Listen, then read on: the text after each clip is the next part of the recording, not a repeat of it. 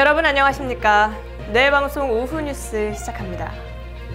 더불어민주당 이재명 대선 후보는 전 국민을 대상으로 한 재난지원금 지급 방안을 추진하겠다고 밝혔습니다.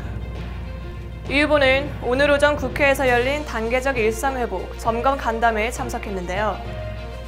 이 후보는 간담회에서 국민 모두가 입은 피해에 비해 국가 지원 규모가 크지 않기 때문에 경제회생과 국민들에 대한 위로와 보상 차원에서 추가적 지원이 또 필요할 것으로 생각된다고 말했습니다. 백신 피해 보상 문제와 관련해서도 언급을 했는데요. 인과성을 입증하지 못하더라도 국가가 책임지는 게 맞지 않느냐며 애매한 부분이 있다면 어떤 형태든 국가가 책임 있게 나서야 한다고 강조했습니다. 단계적 일상회복, 일명 위드 코로나가 다음 주부터 시작됩니다. 내달 1일부터 4주간 위드 코로나 1단계가 진행되는데요.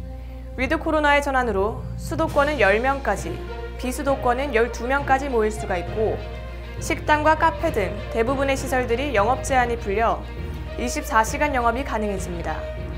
또 유흥업소와 체육시설과 같은 감염 고위험 시설에는 방역 패스가 적용된다는데요. 첫 소식 이지선 기자가 보도합니다. 다음 주부터 단계적 일상회복이 시작됩니다. 4주간 시행되는 1단계에선 생업시설의 운영 제한을 푸는 것이 핵심인데요.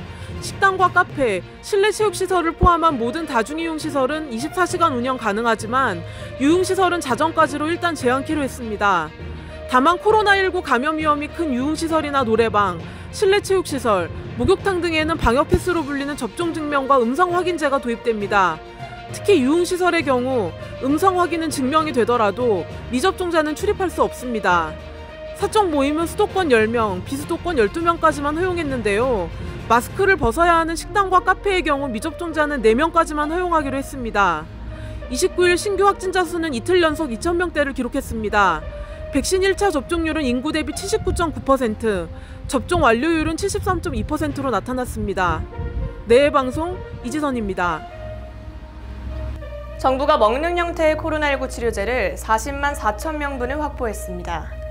중앙재난안전대책본부에 따르면 머크앤컴퍼니와 화이자, 로슈 등 세 회사의 경구용 치료제를 총 40만 4천 명분을 선구매할 예정이라며 내년 1분기부터 공급이 가능하다고 밝혔는데요. 정부는 앞서 지난달 머크앤컴퍼니와 경구용 치료제 20만 명분에 대한 구매 계약을 했고 이달 화이자와 7만 명분의 선구매 약관을 체결했습니다. 이와 관련해 중대본은 앞으로도 다국적 제약회사 임상 진행 상황과 허가당국의 승인 여부를 면밀히 모니터링해 13만 4천 명분의 선구매 계약을 조속히 확정할 것이라고 전했습니다. 31일 할로윈 데이를 앞둔 10월의 마지막 주입니다. 이태원과 홍대를 비롯한 특정 지역에서는 위드 코로나를 앞두고 상당한 인파가 몰릴 것으로 예상되는데요. 코로나와 함께하는 마지막 할로윈이 되기를 바라봅니다. 즐거운 금요일, 행복한 주말 되시기 바랍니다. 뉴스 마치겠습니다. 시청해주신 여러분 고맙습니다.